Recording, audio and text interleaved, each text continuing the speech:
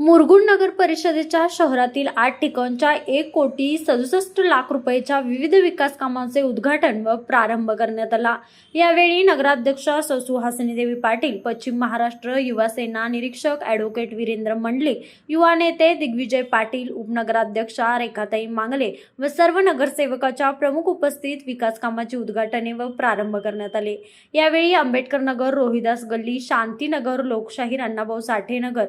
येथे लोकशाहीर अण्णाभाऊ साठे दलित वस्ती योजनेतून 79,72,669 रुपयाचे स्ट्रीट लाईट व पददिवे बसविणे, आंबेडकर नगर येथे लोकशाहीर अण्णाभाऊ साठे दलित वस्ती योजनेतून 1,78,401 रुपयाचे मरगाई मंदिर सांस्कृतिक हॉल समोरील जागेत पेविंग ब्लॉक, आंबेडकर नगर येथील लोकशाहीर अण्णाभाऊ साठे दलित वस्ती योजनेतून 17,18,640 रुपयाचे आंबेडकर भवन सभोवती संरक्षण भिंत बांधणे, वाघापूर रोड स्मशानभूमी येथे नागरी दलितोत्तर वस्ती सुधारणा योजनेतून 14,98,145 रुपयाची स्मशानभूमी विकसित करणे, गावतलाव शेजारील ऑक्सिजन पार्क येथे स्वच्छ सर्वेक्षण बक्षिसातून 4,99,900 रुपयाचे सोलर लॅम्प बसवणे,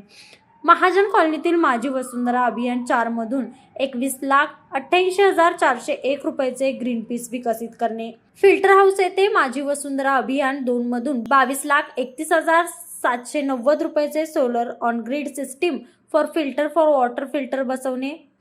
येथील वाडेकर मळा येथील प्रवीण सुरोशी घर ते निपाणी फोंडा रस्त्यापर्यंत नागरी दलितोत्तर वस्ती सुधारणा योजनेतून 4,02,537 रुपयाची RCC गटार बांधणे। यावेळी माजी नगराध्यक्ष नामदेवराव मिडके, माजी उपनगराध्यक्ष जयसिंगराव भोसले, नगरसेवक शिवाजीराव चौगले, दत्तात्रय मंडलिक, सुनील रणवरे, राहुल शिंदे, रणजित भारमल, सत्यजित पाटील, सुहास खराडे, नगरसेविका गीतांजली अंगज, वैशाली गोदडे, विजयमाला शिंदे, सुरेखा लोखरे, राजू कांबळे, दीपक शिंदे, मारुती कांबळे, दिलीप कांबळे, संभाजी अंगज यांच्यासह नगर परिषदेचे अधिकारी, कर्मचारी, ग्रामस्थ उपस्थित होते। लाईव्ह मराठीसाठी मुरगुडहून सर्जेराव भाट।